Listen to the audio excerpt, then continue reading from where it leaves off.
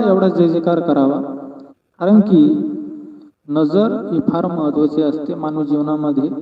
नजरेचे अनेक प्रकार आहेत.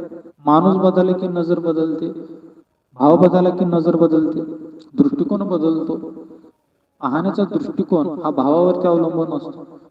एक समजा स्त्री आहे, शास्त्रकार फार सुंदर सांगतात, एक स्त्री आहे आणि ती अशी उभी आहे आणि त्या ठिकाणी कुत्रा आला आणि कुत्रा आल्याच्या नंतर त्याच्या मनामध्ये काय भाव असेल, किती छान हा मांसाचा गोळा आहे, मी जर खाल्ला तर माझं पोट भरेल. म्हणजे भूक शमन करण्यासाठी तो त्या स्त्रीकडे त्या दृष्टीने तो पाहतो, म्हणून त्याच्यासाठी ते एक प्रकारचं अन्न आहे.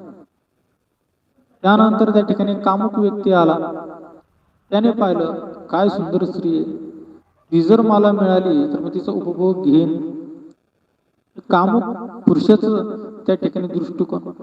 आणि त्या ठिकाणी एखादा जर संत महात्मा जर आला तर त्या संत महात्म्याचं दृष्टिकोन जर आपण पाहिला तर तो म्हणेल काय ही चमडी आहे, चमडी.